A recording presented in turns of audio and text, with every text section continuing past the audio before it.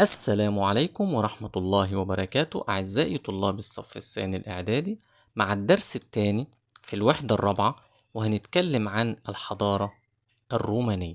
وأول حاجة لازم نعرفها في الحضارة الرومانية هو موقعها. روما كانت تقع فين؟ قال لك تقع على البحر المتوسط. طب ما النتيجة المترتبة على ذلك؟ قال لك أصبحت روما نقطة التقاء بين أوروبا وشمال إفريقيا والشرق الأدنى.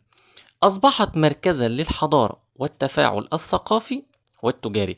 كمان مرة، يبقى لما يجي يقول لي النتيجة المترتبة على وقوع روما على ساحل البحر المتوسط، هقول له أصبحت نقطة التقاء بين أوروبا وشمال إفريقيا والشرق إيه كمان؟ قال لك الأدنى. أصبحت إيه كمان؟ قال لك مركز للحضارة والتفاعل الثقافي والتجاري.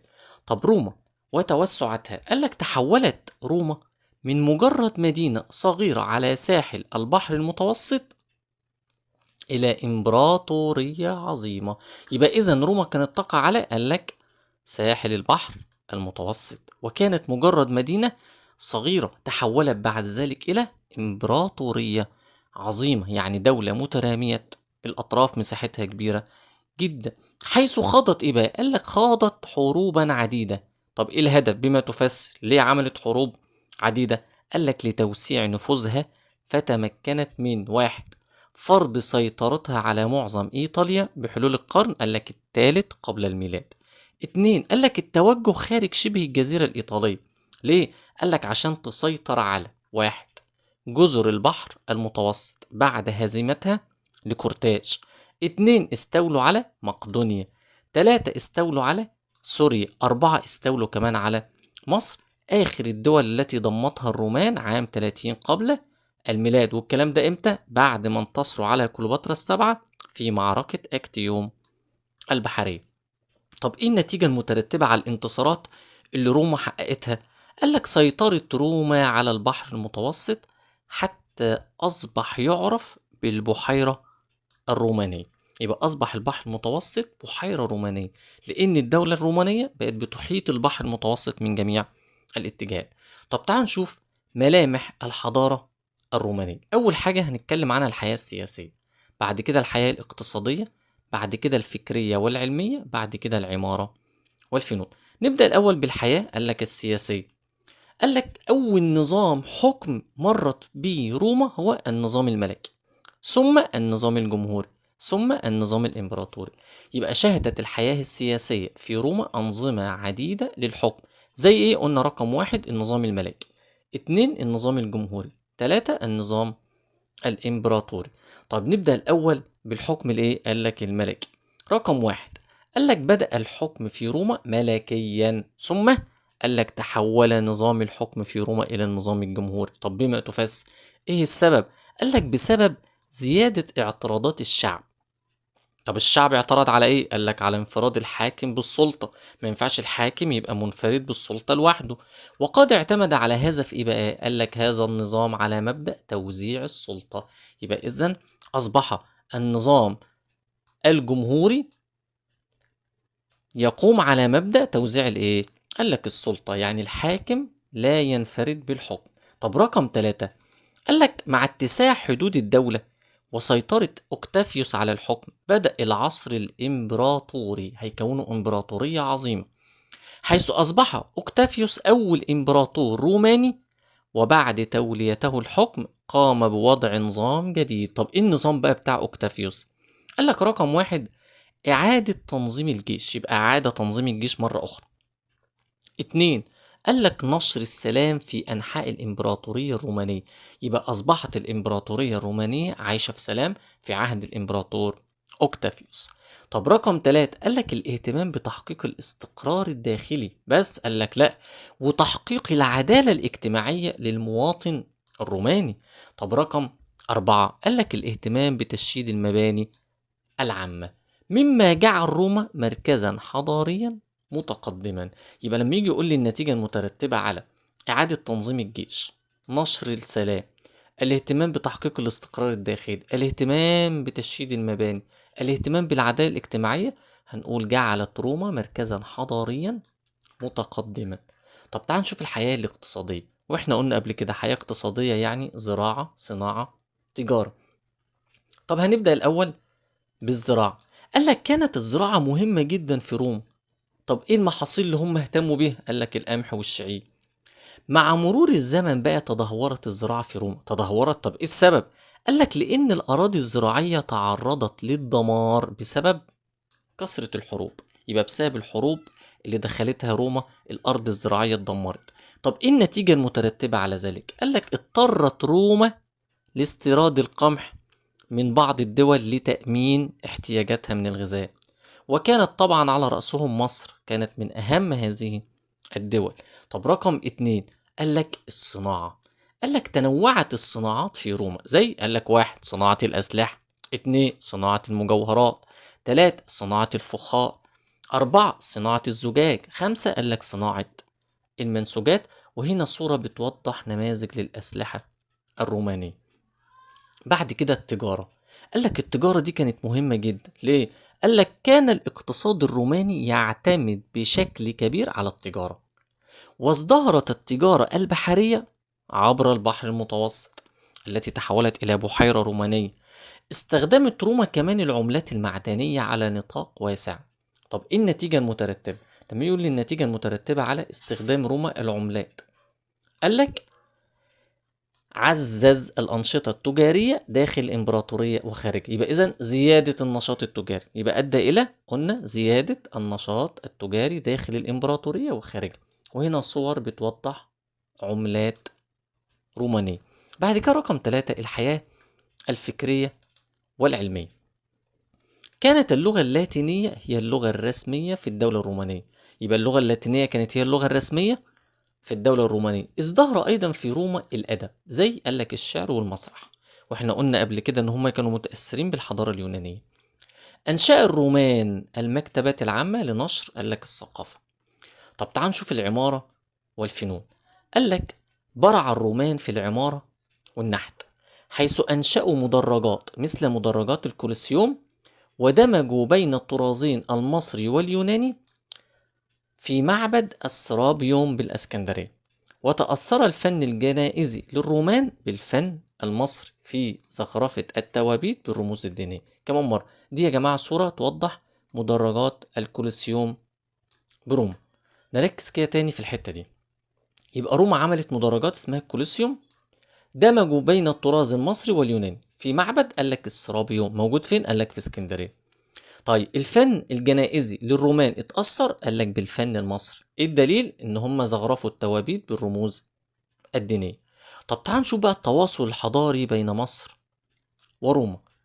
قال لك مرت العلاقات بين مصر في عصر البطالمة وروما بعدة مراحل مختلفة. لا نركز في المراحل دي. المرحلة الأولى قال لك كانت علاقة ودية وتجارية. المرحلة الأولى كانت إيه؟ قال لك علاقة ودية وكمان وتجارية. طب إيه اللي حصل في المرحلة ديت؟ قال لك بدأت العلاقات بين البطالمة والرومان منذ عهد مين؟ قال لك بطليموس الثاني، وكانت علاقة ودية تجارية، حيث زودت مصر روما بالقمح وقت أزمتها. طب المرحلة الثانية قال لك في تغير كبير، تدخلت روما وفرضت الحماية على مصر. الكلام دوت حصل امتى؟ قال لك لما روما بدأت تنظر إلى مصر كمصدر اقتصادي مهم، وبدأت تتدخل في شؤون قال لك مصر الداخلية، وفرضت حمايتها على البطالمة. في المرحلة التانية ديت كان بدأ ضعف دولة البطالمة يظهر. يبقى دولة البطالمة لما بدأت تضعف، بدأت روما تتدخل في شؤون مصر الداخلية وفرضت عليها حماية. طب المرحلة الثالثة بقى؟ قال لك لا، المرحلة الثالثة مختلفة تماما، لأنه بيتمثل في التدخل بالقوة العسكرية. يبقى روما تدخلت في شؤون مصر بالقوة العسكرية. أخذت العلاقات شكلا جديدا، وهو التدخل بالقوة العسكرية. امتى؟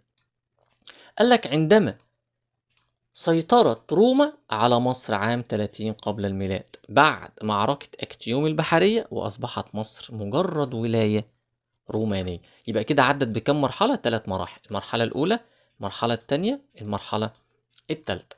طيب بعد كده ايه اللي حصل في الأحداث؟ قال لك هناخد أشهر أباطرة الرومان أمثلة بقى. أول واحد قال لك الإمبراطور أوكتافيوس الذي لقب بأغسطس. ماله؟ قال لك أدرك أوكتافيوس أهمية موقع مصر، باعتبارها أهم ولايات الإمبراطورية الرومانية. ولذلك كان حريص على إيه؟ قال لك رقم واحد، كان حريص على بقاء مصر تحت سيطرته المباشرة. طب اتنين، قال لك نشر قوات رومانية بمصر، اشمعنى؟ بما تفسر لمنع أي تمرد ضد الحاكم الروماني.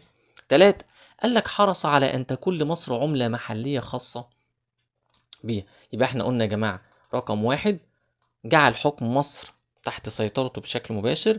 قلنا رقم اتنين نشر قوات رومانية بمصر، ليه؟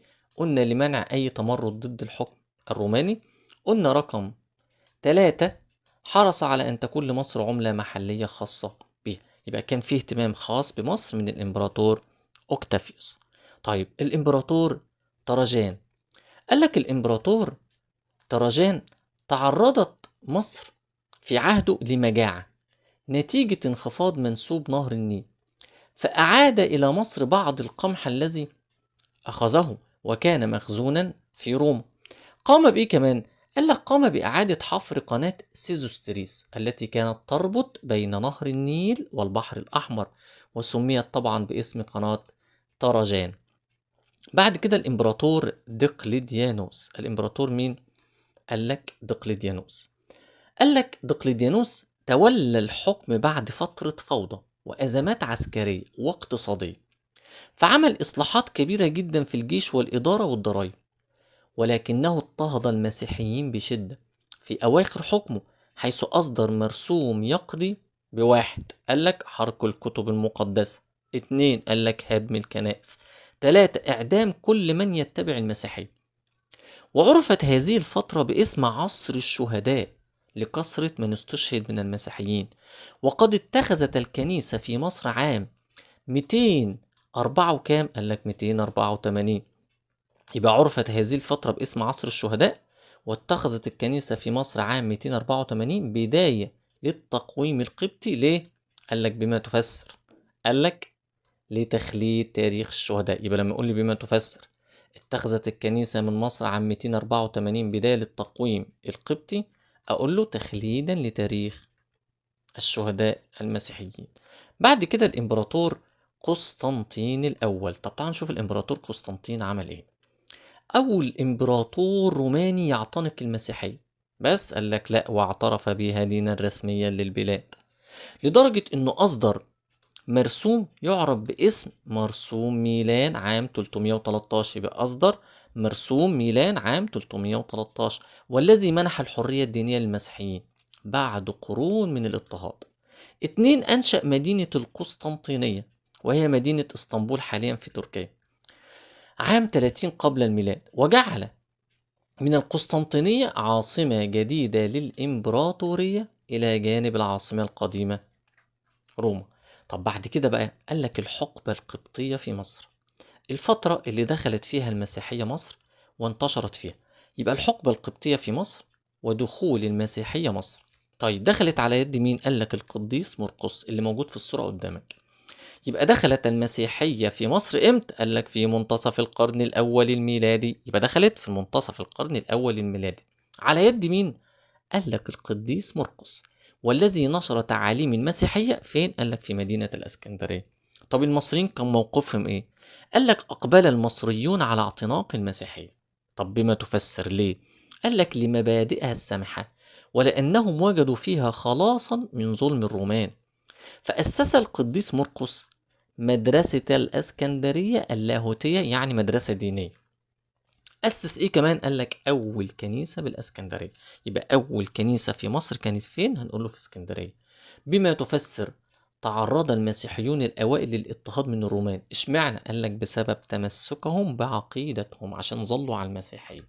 ثم ظهر بعد ذلك نتيجة الظلم والاضطهاد للمسيحيين الرهبنة وظهور الأديرة في مصر.